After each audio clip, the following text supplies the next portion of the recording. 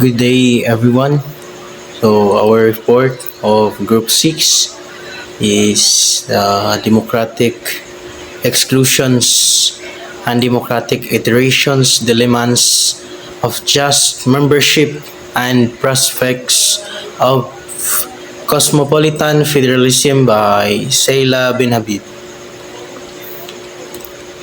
So, in this case, we will talk about the rights rights of others. So how can we justify democratic exclusions? So that's the first question. And the second one is there a right to membership, and how can it be reconciled with the different practices of various constitutional democracies? And the third one is there a distinction between normatively acceptable and normatively problematic restrictions on political membership? Does the concept of democratic iterations describe normative or empirical processes? And lastly, it can be found in page 445. How plausible is the binarism of the national and the global? So we talk about what is democratic exclusions. So and how it is being justified. So democratic exclusions can be justified by not discriminating against would-be citizens and immigrants on the basis of ascriptive criteria.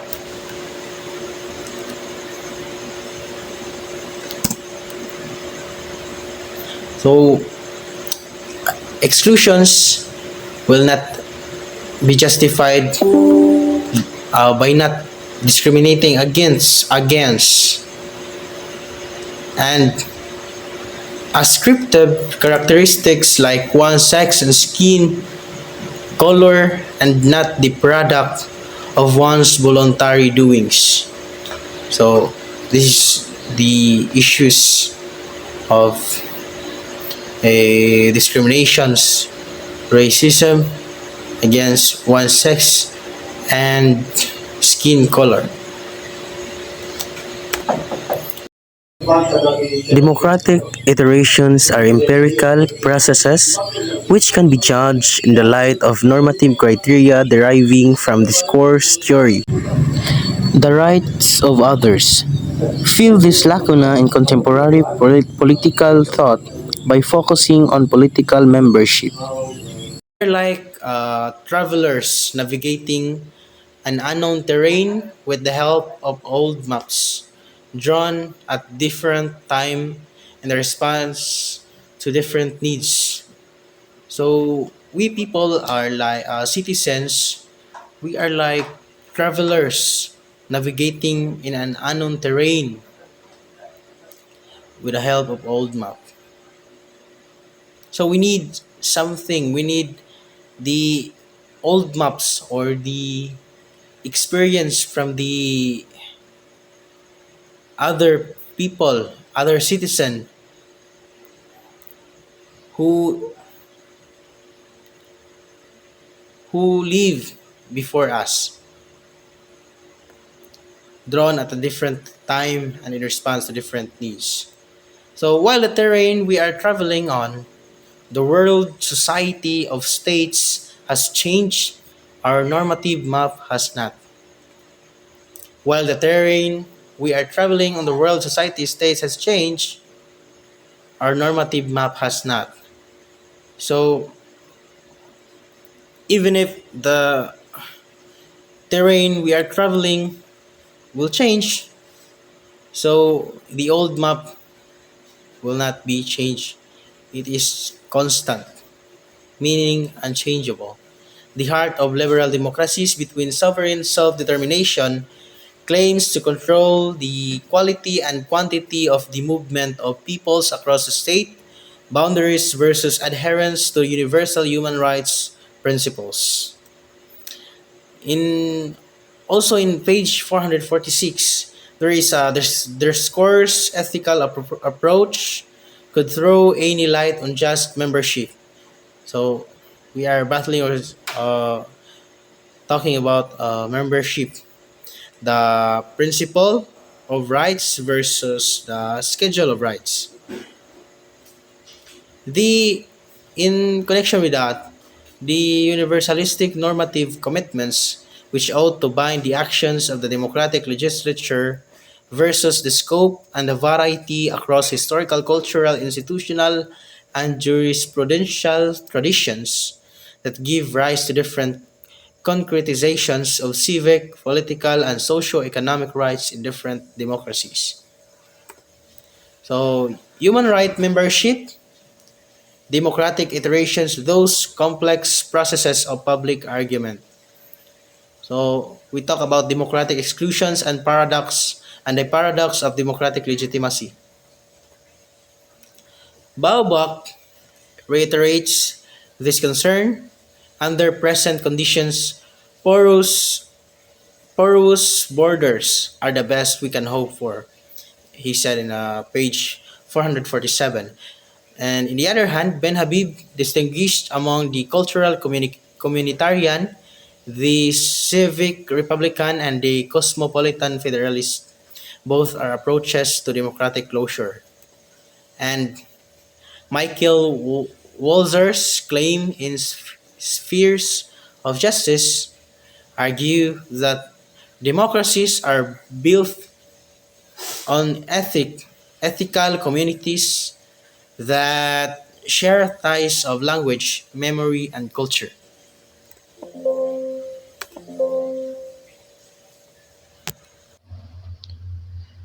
Ascriptive versus non-ascriptive criteria for allocating membership. Aleinikov is equally troubled by the distinction between ascriptive and non-ascriptive grounds for denying access to membership. Is it really true that denying one a place in the conversation on these grounds is any less dehumanizing than denying a place on ascriptive grounds? Moral beings are worthy of blame and praise for their actions, for what they can help doing or omit doing, as opposed to what they cannot change or affect through their decisions and behavior. One cannot alter at will one's sex, race, skin color, ethnicity, or the linguistic and religious community one is born into. The latter three permit more negotiability and transformation over time than the first three.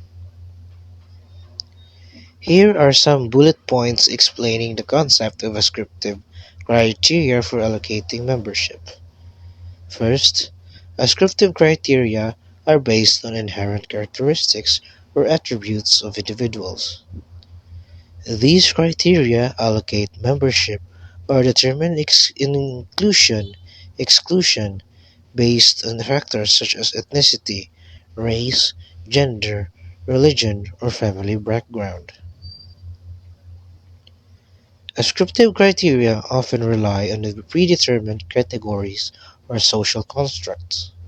Examples of ascriptive criteria include citizenship laws based on ancestry, affirmative action policies based on race or gender, or religious-based membership requirements. Ascriptive criteria can be seen as a way to preserve cultural, historical, or social identities. They can also be used to address historical injustices or to promote diversity and representation. However, ascriptive criteria can be controversial and raise concerns about fairness, equal opportunity, and discrimination. Critics argue that ascriptive criteria can perpetuate stereotypes, reinforce social hierarchies, and limit individual autonomy.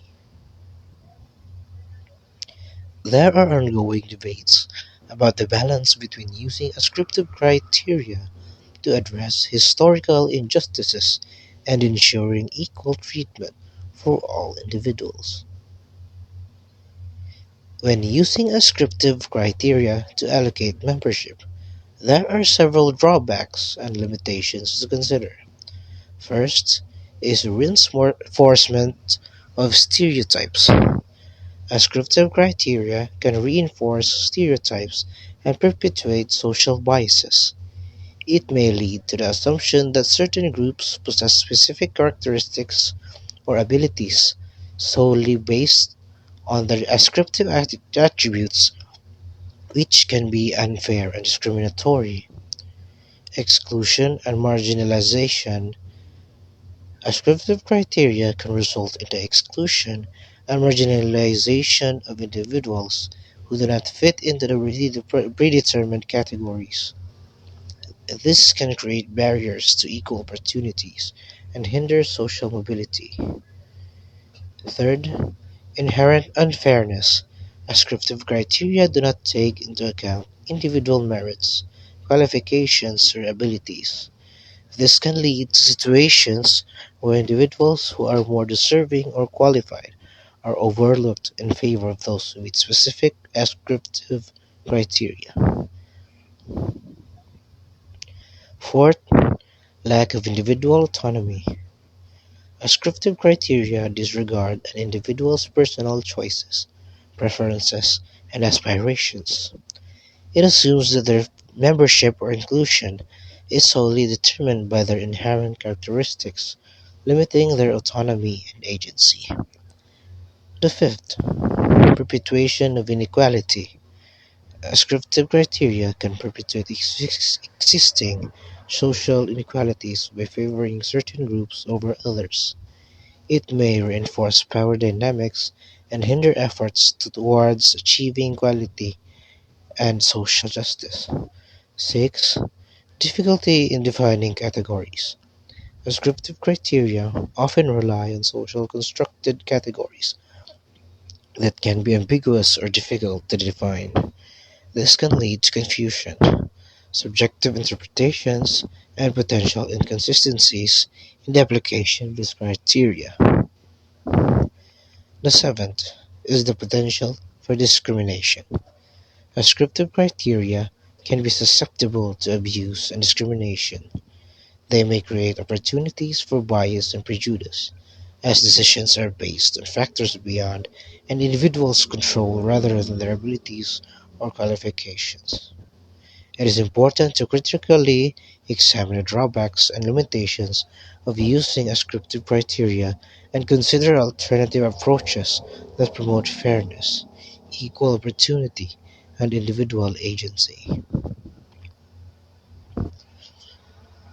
The concept of non-ascriptive criteria for allocating membership. Non-ascriptive criteria are based on individual merits, qualifications, achievements, or other non-inherent attributes. These criteria allocate membership or determine inclusion or exclusion based on factors such as skills, knowledge, experience, education, or demonstrated abilities. Non-descriptive criteria focus on individual achievements and contributions rather than predetermined categories or social constructs. Examples of non-descriptive criteria include academic qualifications, professional certifications, work experience, demonstrated skills or talents, or performance-based evaluations. Non-ascriptive criteria aim to provide equal opportunities and reward individuals based on their efforts and capabilities. They prioritize individual agency and autonomy, allowing individuals to shape their own membership or inclusion based on their achievements and qualifications. Non-ascriptive criteria can foster meritocracy, where individuals are recognized and rewarded based on their abilities and accomplishments. However, it is important to ensure that non-descriptive criteria are applied fairly and without bias, considering factors such as equal access to resources and opportunities. While non-descriptive criteria for allocating membership or inclusion have their merits, There are also potential drawbacks to consider.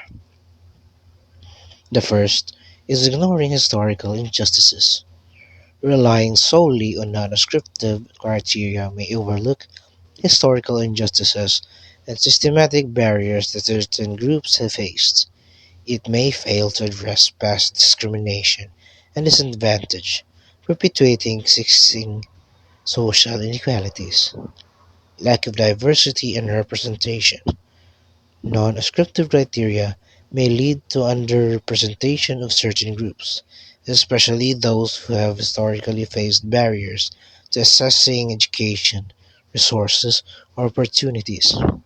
This can result in a lack of diversity and hinder the goal of creating inclusive and representative communities. The third is subjectivity and bias. The evaluation of non-descriptive criteria can be subjective and prone to bias. The assessment of skills, qualifications, or achievements may vary depending on the perspectives and biases of those making the judgments, potentially leading to unfair outcomes. The fourth is the overemphasis on individualism. Relying solely on non-descriptive criteria may prioritize individual achievements and overlook the importance of collective identities, community ties, and shared values in determining membership or inclusion. It is essential to strike a balance between non-descriptive and descriptive criteria, considering the context, goals, and values of the community or organization in question. Next is the paradox of democratic legitimacy. Democratic exclusions refer to the ways in which certain individuals or groups are marginalized or excluded from full participation in democratic processes. Ben Habib argues that democracies often face the challenge of reconciling the principles of equality and inclusivity with the realities of social, cultural, and economic inequalities. She highlights how inclusion can occur through various mechanisms, such as voter repression or suppression rather, discriminatory policies, or the marginalization of minority voices. Saila Ben Habib defines the paradox of democratic legitimacy as the inherent tension between democratic decision making and the legitimacy of those decisions. According to Ben Habib, democratic legitimacy requires more than just procedural fairness. It necessitates a substantive commitment to justice, human rights, and the protection of minority rights. The paradox arises when democratic decisions may not always align with these principles due to the power dynamics, unequal access to resources, or the manipulation of public opinion. Ben Habib emphasizes the importance of fostering an inclusive public sphere and deliberate processes that allow for the negotiation of conflicting interests and the pursuit of common goals through dialogue and compromise. Thank you, and this is John Del G. Pagran.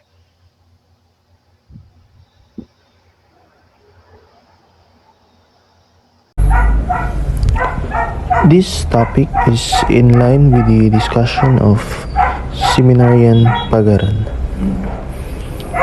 This topic towards new configuration of rights, territory, and authority. Since the focus of the rights of others was upon condition of seeking membership in polities other than those of one's own, rather than upon the consequences of leaving one's country of origin and the nature of ties that would follow from such a move, I did not pay sufficient attention to what Borba calls eternal citizenship and what Sassens names post-national citizenship. Note, though, the significance of similar developments through Southeast Asia and Central America, and referred to Iwaong categories of flexible citizenship. The Rights of the Others by Sayla bin Habib primarily focuses on the intersection of human rights, citizenship, and the status of non-citizens in a global world. Bin Habib examines the ethical and political challenges arising from the tension between universal human rights principle and the rights granted to citizens by nation-states.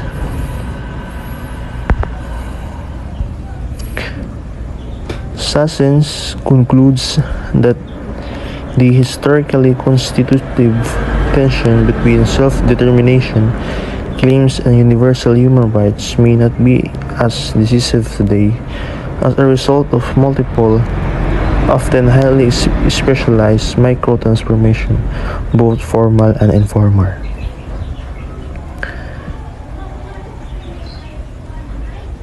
Skeptical whether these micro transformations, many of which are taking place under the leadership and for the sake of multinationals and transnational corporations, are also salutary from a normative point of view. It may indeed be that processes of denatalization are so far advanced that they herald a new configuration of democratic rule. But post-democracy itself, Sassen is more sanguine about the prospects of such transformation than I am. Yet, the irony of many developments which we are witnessing through the emergence of global law without the states, the rise of maquiladoras and growth triangles, and the shrinking of public institutions through denationalizations, is that they leave the most vulnerable among citizens, such as women, children, and the poor, even more vulnerable and more subject to the forces of global capitalism. The quest for just membership is not so much eliminated by these transformations as it is exacerbated by them. However, concur with Sassens that it is an open question, empirically, operationally, and theoretically, whether these developments will produce new forms of citizenship local outside the states, as can be observed with the transnational movement of undocumented workers of the lessons pierced in many parts of the globe. Another alternative is that these same developments will lead to form of membership without citizenship, and that the movement of peoples worldwide will result in residence without civitas, and with citizens for whom that civitas has become but another public corporation, membership of which they can speak up and live at will, as if of a saucer club. The migrant, that refuge, the asylum seeker have become metaphors for us all. This is not the case as Giorgio Agamben and others will have it, because the liberal state always rests on a foundation of unjustified and violent exclusion. Rather, the worldwide movements of peoples reveals the fragility of private and public autonomy in a world in which states, while enabling the movement of capital, money, and commodities at ever faster speed across boundaries, catch, imprison, maim, and even kill human beings who tried to do the same. It is the unresolved paradox which haunts the rights of others, and I am grateful to my colleagues for having made me aware of how important and developing these questions still remain according to Yeila bin Habib.